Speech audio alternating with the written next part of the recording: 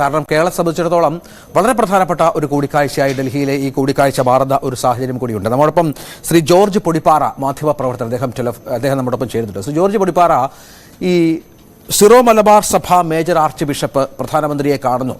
അതിൽ നമ്മൾ ഒരു സമുദായ നേതാവ് ഒരു പ്രധാനമന്ത്രിയെ കാണുന്നു എന്നതിനപ്പുറം മറ്റ് ചില വ്യാഖ്യാനങ്ങളിലേക്ക് കൂടി പോകേണ്ടതുണ്ട്. അതിനുള്ള സാഹചര്യങ്ങൾ നിലനിൽക്കുന്നുണ്ട്. മാസങ്ങളായി ബി.ജെ.പി. കേരളത്തിൽ പയറ്റുന്ന ക്രിസ്ത്യൻ രാഷ്ട്രീയത്തിലേക്ക് കടന്നു കയറാനുള്ള ശ്രമം ഒരു വശത്ത്, പി.സി. ജോർജിനെ പോലെ വളരെ പ്രധാനപ്പെട്ട ഒരു നേതാവിനെ ബി.ജെ.പിയിൽ എത്തിക്കാൻ പറ്റി എന്നുള്ള രാഷ്ട്രീയ സാഹചര്യം കേരളത്തിലുണ്ട് എന്നുള്ളത് കൂടി നമ്മൾ മനസ്സിലാക്കണം. അങ്ങനെ സിറോ മലബാർ സഭ എന്ന ഏറ്റവും വലിയ ഒരു സമുദായം, അതുമായി ബന്ധപ്പെട്ട അതിൻ്റെ ആർച്ച് ബിഷപ്പ് പ്രധാനമന്ത്രിയെ കാണുമ്പോൾ നമ്മൾ എന്തൊക്കെ പ്രതീക്ഷിക്കണം? നേരത്തെ നിങ്ങളുടെ റിപ്പോർട്ടർ സൂചിപ്പിച്ചതുപോലെ ഇതിപ്പോ സിറോ മലബാർ സഭയുടെ തലവനായി മേജർ ആർച്ച് ബിഷപ്പായി തെരഞ്ഞെടുക്കപ്പെട്ട ശേഷം ബഹുമാന്യനായ മാർ റാഫേൽ തട്ടിൽ പ്രധാനമന്ത്രിയുമായിട്ട് നടത്തുന്ന മീറ്റിംഗിന് ഒരു രാഷ്ട്രീയ കൂടിക്കാഴ്ചയ്ക്ക് അപ്പുറത്ത് അതൊരു കക്ഷി മീറ്റിംഗ് എന്ന് വേണമെങ്കിൽ വിശേഷിപ്പിക്കാവുന്നതാണ്. അതായിരിക്കും കൂടുതൽ ശരി. സ്വാഭാവികമായിട്ടും ആ കൂടിക്കാഴ്ചയിൽ കേരളത്തിലെ അല്ലെങ്കിൽ സഭ, സീറോ മലബാർ സഭയും അതുപോലെ കേരളത്തിലെ ഇന്ത്യയിലെ തന്നെ ക്രൈസ്തവ സമൂഹങ്ങളും നേരിടുന്ന പ്രശ്നങ്ങൾ ഒരുപക്ഷെ അദ്ദേഹം പ്രധാനമന്ത്രിയെ ചൂണ്ടിക്കാണിച്ചേക്കാം. പ്രത്യേകിച്ച് മണിപ്പൂരിന്റെ പശ്ചാത്തലത്തിൽ അവിടെ വളരെ വലിയ തോതിൽ ക്രൈസ്തവ ദേവാലയങ്ങളും അതുപോലെ ക്രൈസ്തവ വിശ്വാസികളും ആക്രമിക്കപ്പെടുകയും അവരുടെ സ്ഥാപനങ്ങൾ പോലും, സ്കൂളുകളും അനാഥശാലകളും പോലും തുറന്നു പ്രവർത്തിക്കാൻ കഴിയാത്തതുമായ ഒരു പശ്ചാത്തലമുണ്ട്. മാത്രമല്ല, ഒരുപാട് വംശീയ കൊലപാതകങ്ങൾ, വംശീയ ഹത്യകൾ എന്നൊക്കെയാണ് വിശേഷിപ്പിക്കുന്നതെങ്കിലും അതിനകത്ത് കൂടുതൽ ആരാധനാലയങ്ങൾ നശിപ്പിക്കപ്പെട്ടതും അതുപോലെ തന്നെ കൂടുതൽ ആളുകൾക്ക് ജീവഹാനി സംഭവിച്ചതൊക്കെ ക്രൈസ്തവ സഭകളിലുള്ളവർക്കാണ്. അപ്പൊ തീർച്ചയായിട്ടും അത് ക്രൈസ്തവ സഭയുടെ ഒരു പൊതുവായിട്ടുള്ള ഉത്കണ്ഠയാണ്. കത്തോലിക്ക സമുദായത്തിന്റെ മാത്രമല്ല, ക്രൈസ്തവ സമൂഹത്തിന്റെ തന്നെ ഒരു വലിയ ഉത്കണ്ഠയാണ്. നമുക്ക് ഇതിന്റെ ഒരു പശ്ചാത്തലം കൂടി ചിന്തിക്കുമ്പോൾ, അതായത് കേരളത്തിലെയും ഇന്ത്യയിലെയും ബി.ജെ.പി. കേരളത്തിലെ ക്രൈസ്തവ സമൂഹത്തിലേക്ക് ഒരു പാലം സൃഷ്ടിക്കാനായിട്ട് ഏറെ കാലമായിട്ട് ശ്രമിച്ചുകൊണ്ടിരിക്കുകയാണ്.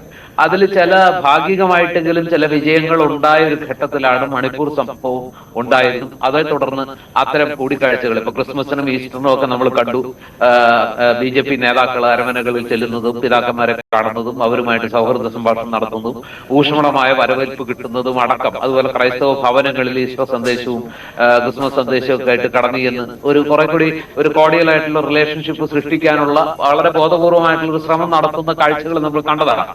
മാത്രമല്ല, റബ്ബറിന് 300 രൂപ കിട്ടുകയാണെന്നുണ്ടെങ്കിൽ ഞങ്ങൾക്ക് വാശിയൊന്നുമില്ല, ഞങ്ങൾ ബി.ജെ.പിയുടെ ഒരു പാർലമെന്റ് അംഗത്തെ തെരഞ്ഞെടുക്കാൻ അല്ലെങ്കിൽ ഞങ്ങൾക്ക് മടിയില്ല എന്ന രീതിയിൽ പിതാവിന്റെ അടക്കമുള്ള ഭാഗത്തു നിന്ന് പല പ്രതികരണങ്ങളും വന്നു. വ്യാപകമായ വിമർശനങ്ങൾ ഉണ്ടായെങ്കിലും അങ്ങനെ ഒരു പ്രതികരണം ഉണ്ടായി. അപ്പൊ അതിനെ തുടർന്ന് ബി.ജെ.പിയുടെ സമുന്നത നേതാക്കൾ തന്നെ പല കൂടിക്കാഴ്ചകളും നടത്തി.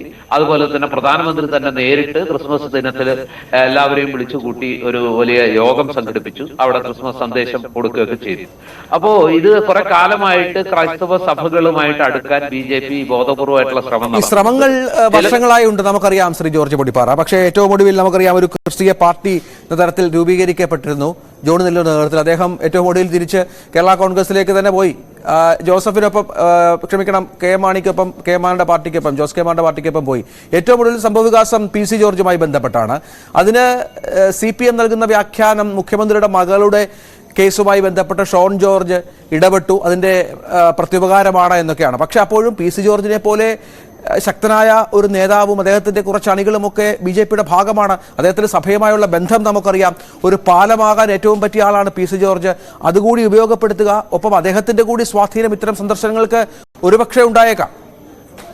തീർച്ചയായിട്ടും രഞ്ജിത്ത് ആ ചൂണ്ടിക്കാണിക്കുന്നത് ശരിയാണെങ്കിലും പി.സി. ജോർജ് കേരളത്തിലെ ക്രൈസ്തവ സഭകളെ, കത്തോലിക്ക സഭകളെ റെപ്രസെന്റ് ചെയ്യുന്നു എന്ന് നമുക്ക് കരുതാൻ അത്ര, എന്താ പറയാ, അദ്ദേഹത്തിന് അത്രമേലൊരു സ്വാധീനം സഭയ്ക്കകത്ത് ഇപ്പോഴുണ്ടോ? ഇപ്പോൾ എന്നുള്ള വാക്ക് ഞാൻ അടിവരായിട്ട് പറയാം.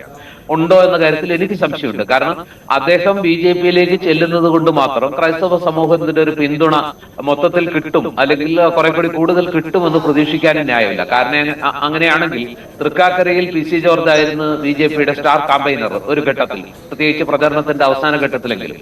പക്ഷെ ബി.ജെ.പിക്ക് അതിന് മുമ്പത്തെ തെരഞ്ഞെടുപ്പിൽ കിട്ടിയതിന്റെ പകുതി വോട്ടുകളായിട്ട് ചുരുങ്ങുകയാണ് ചെയ്തത്. അപ്പൊ സ്വാഭാവികമായിട്ടും തൃക്കാക്കരയിൽ ആ പരീക്ഷണം അതിഭയങ്കരമായിട്ട് പരാജയപ്പെട്ട കാഴ്ചയാണ് നമ്മൾ കണ്ടത്. അതിനുശേഷം ഏറ്റവും ഒടുവിൽ ഇപ്പൊ അദ്ദേഹം ബി.ജെ.പിയിലേക്ക് പോയി. ബി.ജെ.പിയിൽ അദ്ദേഹത്തിന്റെ ജനപക്ഷ പാർട്ടി ലയിച്ചു. അദ്ദേഹത്തിന്റെ മകൻ ഷോൺ ജോർജ് ആ ഒരു റിട്ടിന്റെ അടിസ്ഥാനത്തിൽ എക്സാലോജിക്കിനെതിരെ കൊടുത്ത ആ ഒരു റിട്ടിന്റെ അടിസ്ഥാനത്തിൽ ഇപ്പൊ SFIയുടെ അന്വേഷണവും വന്നിരിക്കുകയാണ്.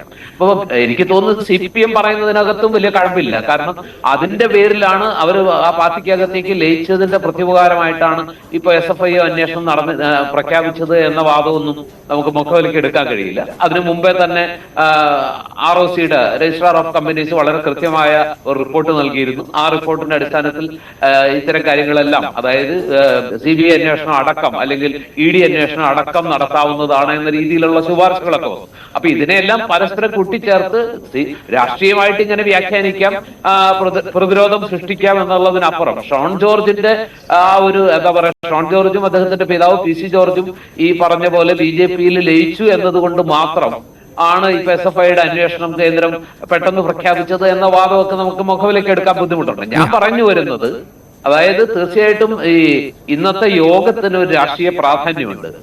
ലോക്സഭാ തെരഞ്ഞെടുപ്പ് ആസന്നമായിരിക്കെ കേരളത്തിൽ BJP വലിയ പ്രതീക്ഷകൾ പുലർത്തുന്ന ഒരു സാഹചര്യത്തിൽ, പ്രത്യേകിച്ച് തൃശ്ശൂര് സുരേഷ് ഗോപിയുടെ സ്ഥാനാർത്ഥിത്വം വലിയ ഒരു എന്താ പറയുക, കേരളത്തിലെ തന്നെ ഏറ്റവും വലിയ പോരാട്ടമായി മാറുമ്പോൾ അവിടെ സുരേഷ് ഗോപിക്ക് വിജയിക്കണമെങ്കിൽ ഏതെങ്കിലും ഹിന്ദു മതത്തിന് പുറത്തുള്ള ഒരു വിഭാഗത്തിന്റെയെങ്കിലും കാര്യമായ പിന്തുണ കിട്ടേണ്ടി വരും. നമ്മൾ ആലോചിക്കേണ്ട ഒരു വിഷയം എന്താണെന്ന് വെച്ചാൽ, രഞ്ജിത്തെ, ഇവിടെ അതിനു മുമ്പ് ആരും കാര്യമായി ചൂണ്ടിക്കാണിക്കാത്ത ഒരു സത്യമുണ്ട്. അതായത് ഇവിടെ ഒരു പ്രശ്നമുള്ളത്, തൃശ്ശൂരിലായാലും കേരളത്തിൽ എവിടെയായാലും BJP സ്ഥാനാർത്ഥികൾക്ക് ഒരു പരാധീനതയുണ്ട്, ഒരു പരിമിതിയുണ്ട്. ആ പരിമിതി എന്ന് പറയുന്നത് BJPക്ക് മുസ്ലിം വോട്ടുകൾ കിട്ടില്ല. അപ്പോ സ്വാഭാവികമായിട്ടും 1% കിട്ടിയാൽ അത് ഭാഗ്യമേ പറയാൻ പറ്റുള്ളൂ. അപ്പൊ ഫലത്തിൽ നമുക്ക് അത് 0 എന്നുള്ള അസംഷനിലേക്ക് തുടങ്ങിയാൽ, ഇപ്പൊ തൃശ്ശൂരിലെ മറ്റു 2 സ്ഥാനാർത്ഥികളും LDFന്റെ സ്ഥാനാർത്ഥിയായാലും UDFന്റെ സ്ഥാനാർത്ഥിയായാലും മുഴുവൻ വോട്ടുകളുടെയും % പിടിക്കുന്നത്. നേരെ മറിച്ച് BJPക്ക് പിടിക്കേണ്ടി വരും മുസ്ലിം സമുദായത്തിന്റെ വോട്ടുകൾ കുറച്ച്, അതൊരു 18-20%. ശ്രീ PC തോമസ്, നമുക്കറിയാം